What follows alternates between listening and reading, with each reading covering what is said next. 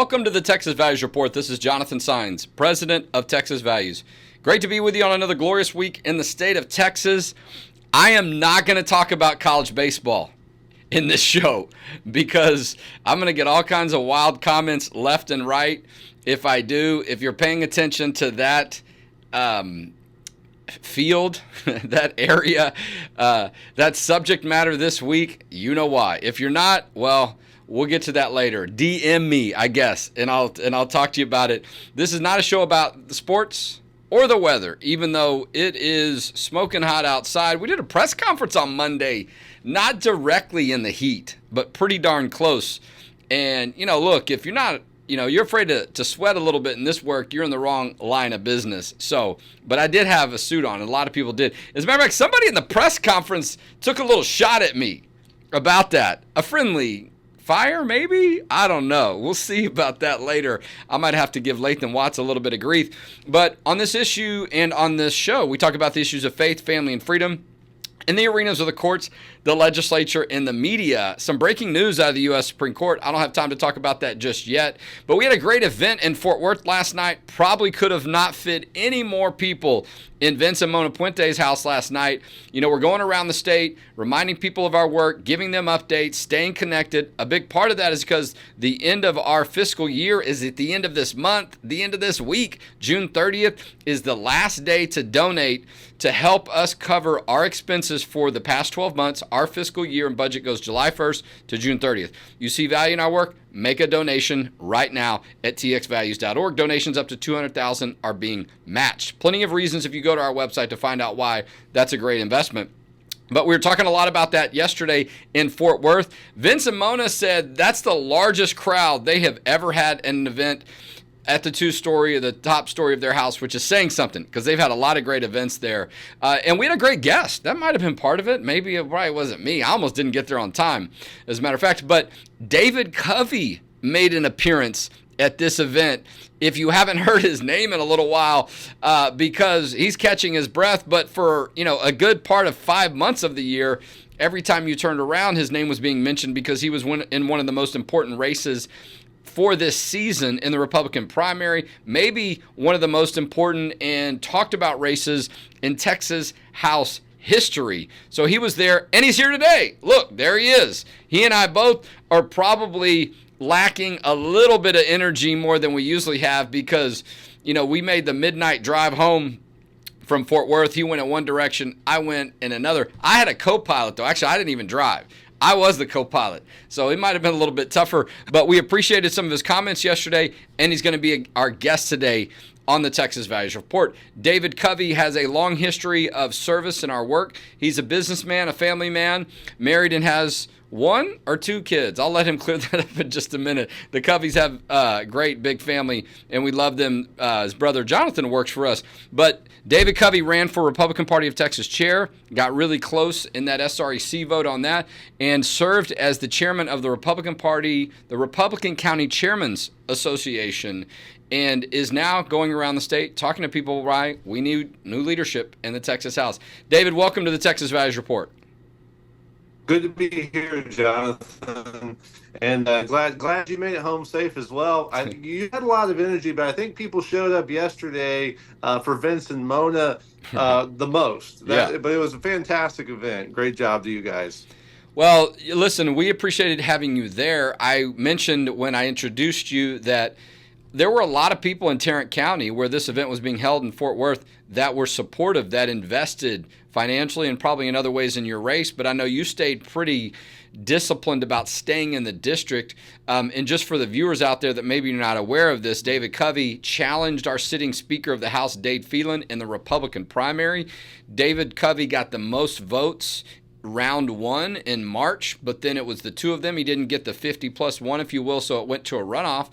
And this was late May 28th, I think, was actual election day, the main election day. And a lot of money spent, and he came really close. Came about 300 votes or so shy from handing the sitting Speaker of the House, Dade Phelan, defeat that people would not have forgotten for quite some time. So, you probably had a little time to catch your breath since then. Not a bad idea to do that. 5 months, and I know you campaigned much longer than that, but just in this year, that's a lot of work. I appreciated you making an appearance at our event yesterday. And part of that for me was I wanted, as I mentioned, people to see you in person. Now that you got a little bit more freedom to go around the state and hear your story up close, tell us why. Listen, we all know you didn't end up coming out ahead. I know you'll talk a little bit about some things that were going on with Democrat votes, but that race is over. But who's going to be the next Speaker of the House is not over. And there's a couple of other candidates, if you will, a couple of House members. So I'd love to have the conversation about why you still think your voice is important, but all of our voice is important on who's going to be the next Texas House Speaker. And we're having some audio. There really, you go. Now we can hear you. Telling.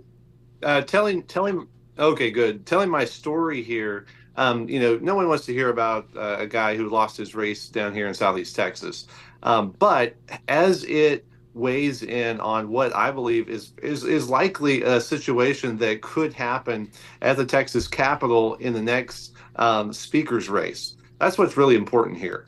And so in my race here, we had in Jefferson County, Dade Phelan's home county, 1,100 Democrats with Democrat voting history come out. Presumably, they didn't come to vote for me because I was saying no Democrat chairs. They came out and voted him in office. He won by a little over 300 votes. So he's comfortable putting this coalition together to stay in power with the Democrats. So fast forward, the speaker's race is coming up. What happens if a majority of Democrats put him in as speaker with only teaming up with a handful of Republicans? What does that do to our conservative agenda? That's what concerns me, and that's what should concern conservatives and Christians all around the state. Here's a guy who has been very soft on school choice. He's been very soft on gambling.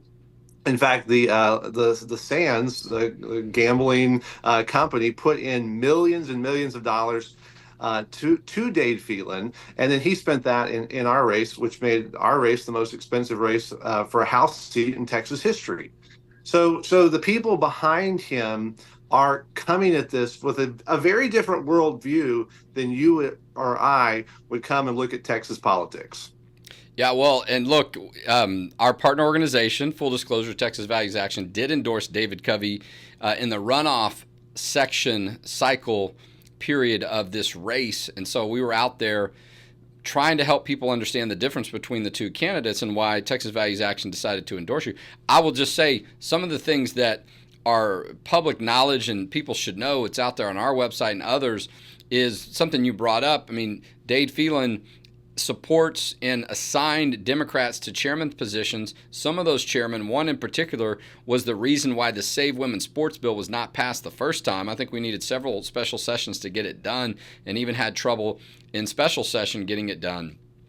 And just to give one example, when I talked last night, I brought up an example of a vote that Dade Phelan took in an amendment he put on a bill that he got basically recognition from the LGBT groups, almost an award because of that work. Not talked about a lot. That was in 2017 session, I believe, or 2019, before he came speaker for the first time. And so those things are still there, and a lot of concerns about issues of school choice. You had 2, if not 3 different points of order on the gender modification bill. I mentioned last night that would have never happened by a parliamentarian serving under Dan Patrick, even if he was in the House as the speaker. And look, it's not you and I. And this is one of the things I mentioned last night. There are many times where our organization and others have thought, oh, we need a different speaker. But if that's not what the members are trying to do, good luck. I mean, that's an uphill climb, trying to convince members sometimes to vote for the right bills, but then to try to, have some influence on who they decide to elect as Speaker of the House. But it's the members that are saying we need a new leadership. You got Shelby Slauson with a barn burner 4-page letter talking about why Phelan is, a bad speaker, if you will. I don't know if you use those exact words, but critical of Dade Phelan. Tom Oliverson announced in March, before your race and, against Dade Phelan was even concluded and finished. He was announced in March when you guys were headed to runoff that he was going to run for Speaker of the House. And a lot of members that supported you against Dade Phelan and are publicly saying we need leadership. And so to me, that's a good sign. It's not just you and I. It's not the grassroots. The members themselves, who are going to have that close interaction with the speaker, they're saying it. And I think that's a key why, the race is up for grabs. Well, and don't forget, I mean, the largest endorsement that I got in the entire campaign was a unknown number that called my phone while I was working on some business, and I said, hello, and this is Donald Trump, and so we were commenced to having a conversation, and then I got to meet him after that. And so even President Trump weighed in on this race, which was highly unusual to weigh in on a state house race. And so, but his deal was that Phelan had killed an election integrity bill. So, you had people all across the state and the nation saying this is not the conservative leadership or the voice that we need empowering and leading Texas. And so now the members are going to be choosing. They get to express their voice. And so for all the listeners on here, the question is go to your members and say, what are you expecting of a speaker? Do you expect them to empower a Planned Parenthood champion and put them where they can pass their legislation as a chairman? Or do you want to put pro-life people in office? Are you going to really work and be a champion of parental rights and empowering parents to make the best decision for their children? Or are we going to go and give this to the teacher associations, who, by the way, were celebrating Transgender Visibility Day on Easter Sunday, and then they took $40,000 from them and wouldn't give it back, while they're on as a Christian, one of the most holy days we have, they're celebrating Transgender Visibility Day. That's to me is just outrageous. Well, look, I mean, we talked a lot about this last night at the event we had in Fort Worth. If you were out there, thank you. If you've been to some of our events in the past 2 or 3 months, we appreciate having you there. We've got a big event in September. We're going to have our policy forum coming up, 2-day policy event. Incredible speakers. One of the speakers might be in jail. And I don't say that lightly. I'll talk about that a little bit later, because the Biden administration continues to attack people that are telling the truth and making a difference on our issue. We saw they're trying to put the president, they're trying to put Donald Trump, former president, in jail, right? I mean, you think they wouldn't try for you and I? It's out of control. And so there's some concerns, though, on how this does impact Texas. You mentioned Trump getting involved in the race. As a matter of fact, I'm going to share this on my Facebook feed for people that are watching. I invite you to do the same so we can have more people that are involved and are aware of this conversation that we're having and maybe be more a part of it. I'll turn my sound down there. David, your family's been in Texas a long time. We really enjoy having your brother a part of our work. You and I have been around the Capitol a lot. We understand how these things work. We know there are organizations and big corporations that have a lot of money, lobbyists. The gambling industry seems to have an unlimited amount of money. They keep trying to push their influence onto the legislature, even though the Senate's been saying no. The House has passed some, gambling, sports betting type bills that has given us concerns, and trying to put a constitutional amendment out there to vote on things, spending time on stuff that people are not really asking for and letting that influence play out, when there's other bills that people are at the Capitol every day pushing, and those seem to be one of the most difficult things to get done. They get, pushed till the last minute, and that concerns a lot of us. But, look, it's a new day. I talked about this last night. This isn't Joe Strauss in 2009. You have grassroots conservatives and Republicans and Christians all over the state. They've had enough with people that are going to serve in leadership and not actually get things done. And they know enough about the process, because people like you and our organization, we're helping people understand how all this stuff works. And so they're closer to the action. They're more aware of it. And I don't know if you want to mention any names, but I do think there were other members, House members, that were supporting you, right? In your race, you lost by 300 or so votes, extremely close race. The Speaker of the House, Dave Phelan, barely survived, right? It's not like he had some triumphant win. But to me, that's a recognition that the tide has turned, right? Members are looking for someone else, or at least Phelan's grip on that has become very weak. It's a tenuous situation for him. What do you think was inspiring a lot of those House members to say, you know what, we're going to get behind David Covey. We need a new leadership in the House. Well, you're right. We have a fantastic freshman class coming into the House. I am super excited what they're going to do, the work they're going to put in on conservative issues.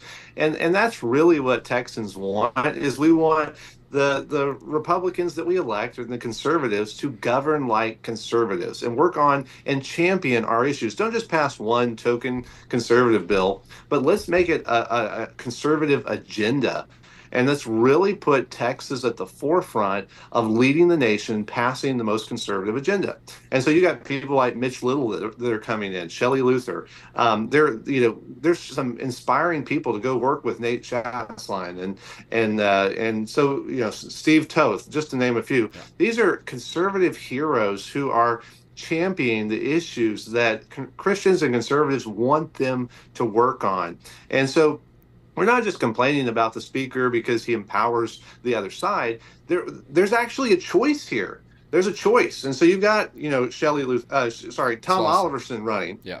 You've got Shelley Slawson running. You've got alternatives. If there were no alternatives, this would probably be a pointless discussion. But we have some great people running to fill this seat, and the members across the House, by and large, I believe, agree that it's time to make a change. The problem is, can they have the influence to make sure that they get to pick who will work the most for Texas? Well, Tom Oliverson had a press conference, the day after the March primary election, said he was running for Speaker of the House, filing his paperwork that day, no Democrat chairs, school choice is going to be a priority, and he's going to empower the members on the important issues. He's going to listen to grassroots Republicans. He's going to listen to the priority list that Republican delegates vote for in the state Republican Party convention, which was earlier this year in May, just about a month ago, a little less than a month ago.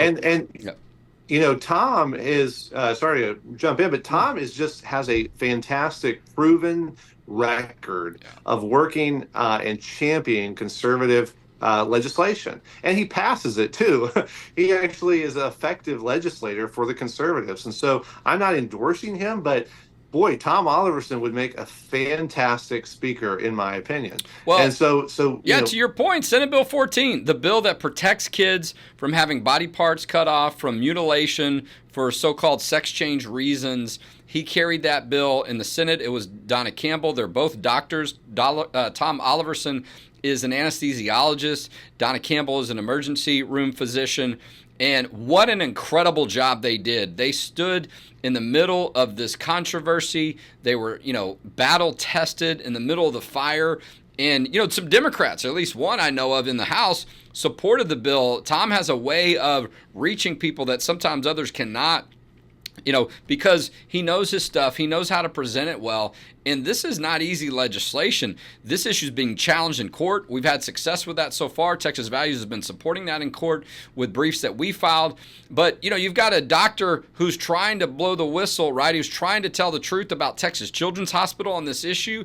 The Biden administration is coming after him. That's why we need rock solid, unquestionable leadership in the Texas House and throughout our Capitol, because we know you can't just pass a bill on an issue. It's got to be strong. It's got to be powerful. It's got to have teeth. It's got to have an ability for us to go into court on our own any way we can to defend those laws. Why? Because the Biden administration and these other people at the federal government, they're going to try to knock it down one way or another and make it tough. And we should be up for that fight, right? We're Texas.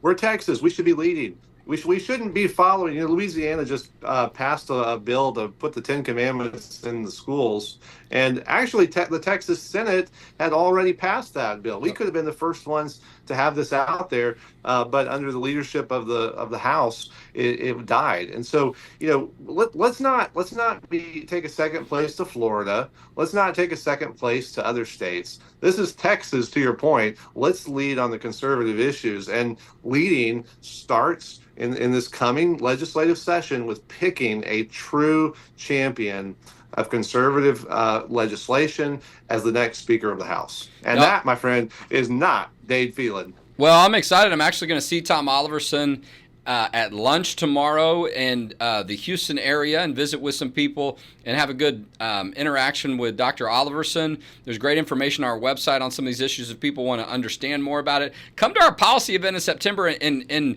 get some great knowledge on how all these pieces of government and functions work. Tom Oliverson is going to be at our event on September 13th and 14th. We also have Texas Values University, a new online educational program and portal that's coming out very soon. That's going to be launching soon. Watch for that. We've got interns. They're going to be at the governor's mansion tomorrow doing great things. We had a great event over at Carroll ISD, a press conference and rally on Monday. A lot of reasons to support the work we do at Texas Values by June 13th. David, listen, I appreciate all the work you've done, the leadership that you've shown. And listen, I know your future's bright, and I appreciate you taking time to get around the state to help people understand what's going on and why there's still an opportunity to do the right thing for the Texas House. Yeah, well, thank you guys for what you do and your endorsement and all the ways you helped. I'm not going anywhere. I'm still here. And it shows the difference that one person can make. So, whoever's out there wondering, can one person make a difference? Yes, you can. You can change the whole topic of discussion, but we all have to do what's right. So glad to be with you, Jonathan. Thank you. Yeah, historic election and run. David Covey has been our guest today on the Texas Values Report. Thanks, David. Okay, so I got the rest of the screen. And so I got a message, okay, for the Biden administration coming after, Dr. Heim and Texas Children's Hospital and all kinds of other ways that they're pushing, trying to take down our pro-life laws and, Title IX and all that. Okay, this is my message, if you can see this. This is a flag that we made several years ago. That's the Bible in the middle. In the classic come and take it message and flag, we took the can out, we put the Bible, because that's what they're trying to do, right? They're coming after the Bible and its fundamental principles so often in our issues. By the way, if you want one of these flags, send in a $25 donation, put a little note on there, we'll send it out to you. And as a little token of our appreciation, or you might want one of our In God We Trust tumblers, okay, for a $100 donation. Put a little note in there, say Jonathan said it. I could get one. We'll send one out to you. I like to throw some nice products out there. These are good conversation starters, right? You're just having your drink and people are like, oh, In God We Trust. You support that. Yeah, it's on the coins. It's our, national motto. What do you not, right? So check that out. We've got a store where you can buy some of those things. Those are ways you can donate to us and get a little gift, a little parting gift, something that you can have around to keep your drink cold or warm. We have a $200,000 matching grant in place. Okay, we need your support. We still have $100,000 to raise by the end of June. That's the end of this week. Okay, you might get a phone call. You might get a couple of emails or text messages. Please don't get upset with us. It is hard to reach people, and we understand it. We are not trying to pressure you. We're trying to make sure we actually make contact with you because we don't know if we do. And we don't do this very often. This is a real deadline, okay? We are wrapping up our books by the end of this week. We had expenses on Monday that we didn't see coming. I cannot always plan. We can't plan that Carroll ISD is going to file a lawsuit and we're going to need to go have a rally and press conference like we did on Monday. And that's not a complaint. That's the nature of our work. It happens all the time. When we plan out our budget for 12 months, inevitably, there are going to be things that come up that are new, that are breaking, that are necessary. We need to go run to these battles and do something, right? Several elections that went to a runoff. So the work that we do under our C3 to educate people about elections, several important races that were on the ballot in May. So we used our resources to educate people about their rights, about how to find out more information about candidates, empowering pastors to make announcements, all those different things, right? So that happens, and then we got to come back later sometimes and raise the money after the fact. We were in Carroll ISD on Monday. There was an article about it, and this was us supporting Carroll ISD. They sued the Biden administration because they don't want to have Title IX rewritten. Congress has not passed a law on this. The Biden administration has just decided through Department of Education they're going to change these rules. And they're going to complicate the issue on sex. Instead of it being male and female, it could be gender identity. That means boys can use the girls' bathrooms. They can try to be on the sports team, trying to create conflicts because we passed a state law that says you can't do that. in Texas at K through 12 and at college. And so, but the lawsuit was good, but the school district, there was a good value to having the community come out there and to show their support. So we got some people together and said, let's go to the Carroll ISD board meeting, show support for what they're doing. Let's do a press conference. Had tremendous people out there. Yahoo News covered the story. They say, according to their data or our tracking service, that reached 25 million people. That one article alone. You talk about some reach and a return on your investment that you're going to get when you invest in our work. And we have press conferences all the time. They don't always draw that much attention, but many of them do, and that's by design. We create relationships with media. We do press releases very often. We try to have a professional level of our work. So think about that when you're trying to donate. We had a great group out there, and just about everybody that testified at the Carroll ISD board meeting were in support of that. We had to get some of our interns out there too, a lot of work and opportunities for them. But, look, many states now have had court decisions against this attempted rewrite of Title IX on the sexuality issues that the LGBT groups are pushing and the Biden administration is pushing. So the tide has turned against these type of issues. But if they're going to the federal government's going to try to push it, we're going to respond and file lawsuits and win those lawsuits. And that's what's been happening in Texas and many other states. A lot of that is an indication that your support is making a difference, right? When we pass these laws, when more people go to vote, when we get media coverage so more people can understand the issues, they can talk about them, and they're categorized and messaged the right way. A lot of times the media does an article and they have very little information to use to say the right thing. Sometimes they take their own bias and they'll have you convinced that something else is happening that's not. Oh, there was nobody at the school board meeting and there wasn't really a great turnout, and they ignore the press conference or whatever and act like, oh, it was some group from Austin that came up here, ignoring the fact that there were plenty of local people at these meetings. We just helped bring it to their attention, and then they came out there and worked alongside of us. And so just some of the things that we do that are valuable.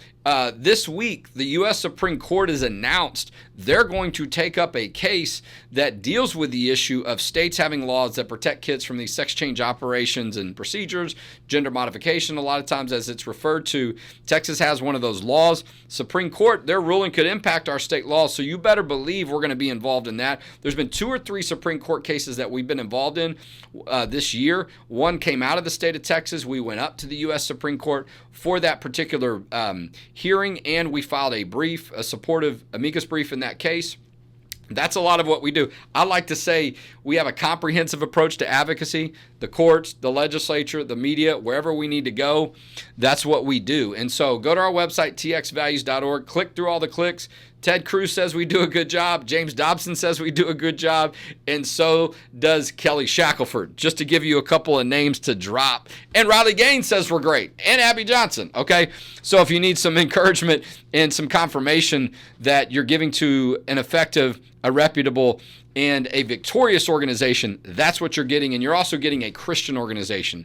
We fight strong and hard, but we try to do it the right way, in a way that Christ would be proud of the way we're doing, and hopefully that has an impact that's much greater, because we're trying to allow our Lord to lead us and get us into a better position instead of just relying on ourselves. So go to our website, txvalues.org, make that tax-deductible donation today through our 501c3 nonprofit organization, and that's how together we'll protect faith, family, and freedom in Texas. And we'll talk to you next week on the Texas Values Report.